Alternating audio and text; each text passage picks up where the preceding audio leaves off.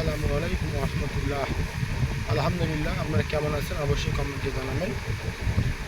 আপনাদের কাছে আমার একটি জোরালো আহ্বান, অনুরোধ, যেটাই মনে করেন আমার এই চ্যানেলটি আপনারা সাবস্ক্রাইব করে দিবেন।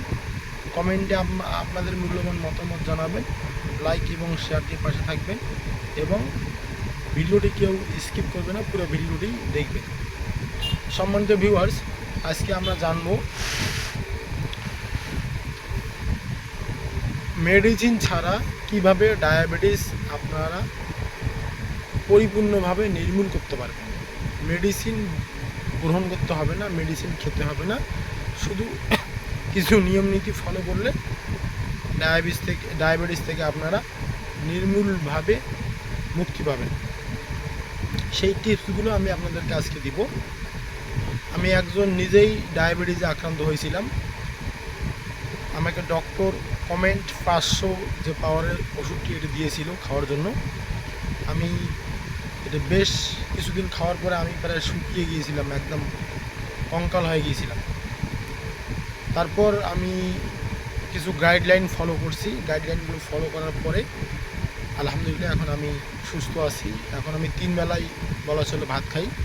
3 বেলায়, সকাল দুপুর রাত 3 টাইমে আমি ভাত খাই, কোনো রুটিও খাই না।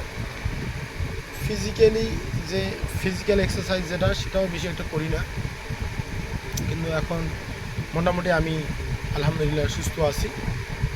এরপরে কয়েকবার ডায়াবেটিস পরীক্ষা নিরীক্ষা করেছি, কিন্তু তাতে দেখা গেল যে 5.20 5.40 এরকম পয়েন্টে আসি। আমি যে বিষয়গুলি ফলো করছি সেই বিষয়গুলি আমি আপনাদেরকে তুলে ধরবো। আপনারা আমার কথাগুলি বিশ্বাস হবে কিনা জানি না, আপনারা এইটি 7 দিন বা 15 দিন বা 20 দিন বা 1 মাস আপনারা কন্টিনিউ করে দেখেন, ইনশাল্লাহ আপনারা ডায়াবেটিস থেকে চিরতরেই মুক্তি পাবেন। ডায়াবেটিস একটি নীরব ঘাতক। এটার কারণে আপনার ডায়াবেটিস শরীরে দেখা দিলে আপনার চোখের সমস্যা দেখা দিবে, হাড়ের সমস্যা দেখা দিবে, কিডনির সমস্যা দেখা দিবে, দাঁত পড়ে যাবে। এইগুলির থেকে এখনই আপনাদেরকে সাবধান হওয়া উচিত। ডায়াবেটিস থাকলে ওষুধ আপনাদেরকে প্রতিনিয়ত খেতে হবে, কিন্তু এই প্রতিনিয়ত ওষুধ খেলে অন্য সাইডে আপনার একটা সাইড এফেক্ট হবে, চোখের জ্যোতি কমে যাবে। আমি যে বিষয়গুলি ফলো করছি, যে গাইডলাইনগুলি ফলো করছি, সেটি আপনাদের কাছে শেয়ার করব। সেটা হচ্ছে, আমি প্রতিদিন রাত্রে 1 চামচ মেথি পানিতে ভিজায় রাখতাম, ওর সঙ্গে কিছু ছোলা বুট 10-15টা এইরকম জাতীয় হবে এবং কাঠবাদাম কিছু ভিজিয়ে রাখতাম। সকালবেলা ঘুম থেকে উঠে নামাজ কালাম শেষে আমি এই মেথির ভিজানো পানিটা এর সেবন করতাম। পানির সঙ্গে যে মেথিটি মুখের মধ্যে আসতো সেটা চিবিয়ে খেতাম, আর যেটা খেতে পারতাম না সেটা ফেলে দিতাম। আর ছোলা বুটটা খেতাম এবং কাঠবাদাম 4টা পরিমাণ খেতাম। খাওয়ার পরে একটি বিস্কিটের প্যাকেট, যেটা সবজি দ্বারা তৈরি, ময়দার তৈরি কোনো জিনিস খাওয়া যাবে না, এই সবজি দ্বারা তৈরি সেই বিস্কিট আর একটা কলা আমি খেতাম। খাওয়ার পরে আমি আমার কাজে বেরিয়ে পড়তাম। 11টার দিকে আমি দেখা গেল যে যখন আমার ডায়াবেটিস ছিল তখন আমি ভাত খাইনি, তখন 11টার দিকে আমি 2টো রুটি সবজি, সবজিটা খুব বেশি পরিমাণে খেতাম। খাওয়ার পরে তার সঙ্গে কয়েকটি আঙ্গুর আর একটি কমলা খেতাম। এবং আপনার 1টার দিকে বা 1:30টার দিকে যত সময়ে আমি দুপুরে খাবারটা খেয়েছি, কিন্তু তখন আমি খেয়েছি হলো আপনার ভাত খাইনি, রুটিই খেয়েছি। 2টো রুটি খেয়েছি। রুটি খাওয়ার পূর্বেই আমি কাঁচা সালাদ, শসা, গাজর, টমেটো, পুদিনা পাতা, লাউ বা বাঁধাকপি, এইগুলি দিয়ে আমি সালাদ বানিয়েছিলাম 1 কেজি পরিমাণ। 1 কেজি পরিমাণ সালাদ। এই সালাদটা আমি খেয়েছি দুপুরের খাবার খাওয়ার পূর্বে। সেখানে এই শসা, আপনার হচ্ছে গাজর, টমেটো, ওখানে একটু লেবুও দিছিলাম, আর গোলমরিচের গুঁড়ো, লবণের পরিবর্তে আমি যে কোনো একটা তরকারির ঝোল দিছিলাম, যেহেতু কাঁচা লবণটা আমাদের জন্য সঠিক হবে না খাওয়াটা, তাই আমি যে কোনো একটা তরকারির ঝোল ওখানে মেখে দিয়েছিলাম। এর মধ্যে এই কোনো দিন বাঁধাকপি কুচি কুচি করে কেটে দিত, কোনো দিন আবার লাউ কেটে দিত। এইভাবে আমি 7 দিন এই কাঁচা সালাদ দুপুরে খাওয়ার আগে খেয়েছি। কাঁচা সালাদটা খাওয়ার পরে আমি প্রায় 1 কেজি পরিমাণ মতো সবজি আর 2টো রুটি খেয়েছি। খাওয়ার পরে এইভাবে চলমান থাকার পরে বিকালবেলা আবার বাসার থেকে এই কিছু খেতে হবে, সেই জন্য আমি কিছু বাদাম, কিছু বুট এবং চিড়া, এটা লবণ এবং হলুদ মেখে ভেজে বয়মের মধ্যে রাখছিলাম। যদি গ্যাস না থাকে তাহলে আপনারা খেতে পারেন। আমি মোটামুটি ওইটাই খেতাম, অল্প পরিমাণে খেয়ে পানি খেতাম। তারপর সন্ধ্যার দিকে 10টা পরিমাণে বাদাম ভাজা 5 টাকার কিনছিলাম, সেটাই খেতাম। খাওয়ার পরে আর এর মধ্যে কোনো খাওয়া দাওয়া করি নেই। রাত্রেবেলা বাসায় গিয়ে আবার সে পুনরায় দুপুরের যেরকম সালাদ খেয়েছিলাম সেরকম সালাদ আবার 1 কেজি পরিমাণ রাত্রে খেয়েছি। খাওয়ার পরে এই সবজি প্রায় 1 কেজি পরিমাণ এবং 2টো রুটি এটা খেয়েছি। আর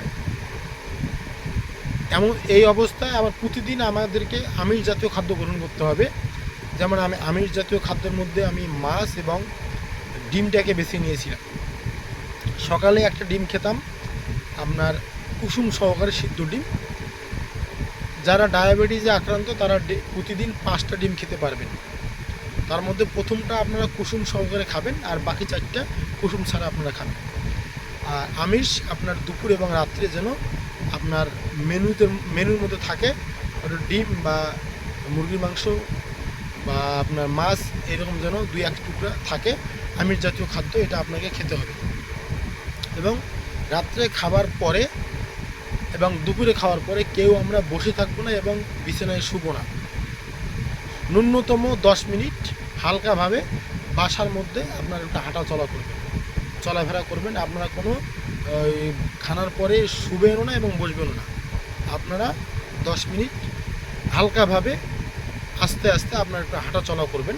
তারপর আপনারা শুয়ে পড়ুন বা বসে যান, সেটা পরে, কিন্তু আপনারা খাওয়ার পরে আপনারা বসবেন না বা শুবেন না। এবং ডায়াবেটিস আক্রান্ত রোগীরা আপনারা কখনোই সয়াবিন তেলে রান্না খাবেন না। ডায়াবেটিস নির্মূলের প্রধান শর্ত হচ্ছে আপনাকে সরিষার তেলে রান্না খেতে হবে এবং ময়দা জাতীয় কোনো দ্রব্য আপনি খেতে পারবেন না। ময়দার তৈরি বিস্কিট, পরোটা বা যেটাই ময়দা দিয়ে যে সমস্ত জিনিস তৈরি হয়েছে সেটা আপনারা খেতে পারবেন না এবং সয়াবিন তেলের রান্না আপনাকে এড়িয়ে চলতে হবে। তা আমি মোটামুটি আলহামদুলিল্লাহ এই গাইডলাইনটা ফলো করছি 7 দিন ফলো করার পরে আমি ডক্টরকে আবার দেখিয়েছি, আমার ডায়াবেটিসটা পরীক্ষা করে নিয়েছি, সেখানে আমার অনেকটা কমে গিয়েছে।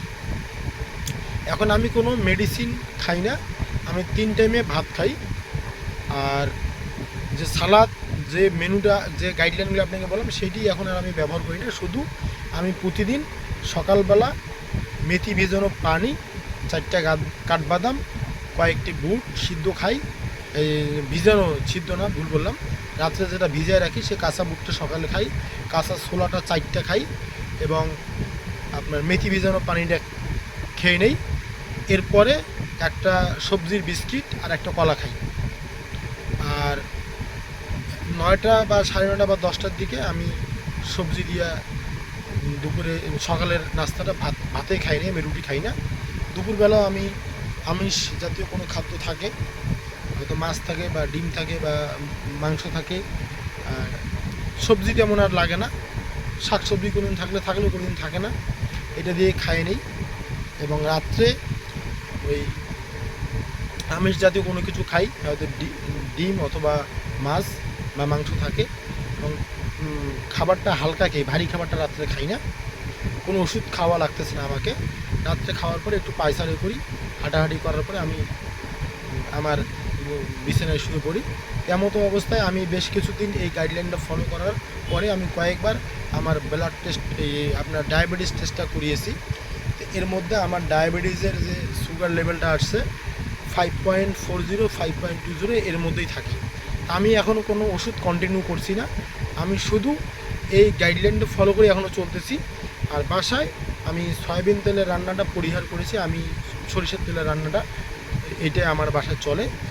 আর মাঝে মাঝে সয়াবিন তেলেরও হয়, কিন্তু সরিষার তেলটাই বেশি প্রাধান্য দিই, এবং ময়দার তৈরি সব যে কোনো খাদ্য আমি এড়িয়ে চলি। আর হঠাৎ রুটিটা খাওয়া হয়, কিন্তু ভাত আমি 3 বেলায় খাই। তো সম্মানিত ভিউয়ার্স, আপনারা আমার এই গাইডলাইনটা ফলো করে দেখতে পারেন, ইনশাআল্লাহ আপনি ডায়াবেটিস থেকে চিরতরে মুক্তি পাবেন, ডায়াবেটিস একেবারে নির্মূল হয়ে যাবে। যারা আমার এই ভিডিওটি দেখবেন তাদের কাছে আমার জোরালো অনুরোধ, আপনারা ভিডিওটি দেখার পর বা দেখার পূর্বে আমার এই চ্যানেলটি অবশ্যই সাবস্ক্রাইব করবেন, কমেন্টে আপনাদের মূল্যবান মতামত জানাবেন। যদি কোনো ভুল কিছু বলে থাকি ক্ষমার সুন্দর দৃষ্টিতে দেখবেন, ভিডিওটি কেউ স্কিপ করবে না, পুরো ভিডিওটি দেখবেন এবং শেয়ার দিয়ে আরেকজন কাকে দেখার সুযোগ করে দিবেন। আর লাইক করলে পরবর্তীতে এরকম কোনো ভিডিও বানানোর উৎসাহ পাই, এবং সাবস্ক্রাইব করলে আমি যে ভিডিওগুলি দেবো সেই ভিডিওগুলি আপনাদের কাছে পৌঁছাবে। তাই আপনারা অবশ্যই আমার এই চ্যানেলটি সাবস্ক্রাইব করে দিবেন। এই বলে আমি আমার ইউটিউব এই ভিডিওটি আজকে এখানেই শেষ করলাম। আজকের আমার এই ভিডিওর ক্যাপশনটা হবে যে ওষুধ ছাড়া ডায়াবেটিস চিরতরে নির্মূল হবে এবং ডায়াবেটিস থেকে চিরতরে মুক্তি লাভ করতে পারবেন। এই বলে আমি আমার এই ভিডিওটি এখানে শেষ করলাম। আসসালামু আলাইকুম।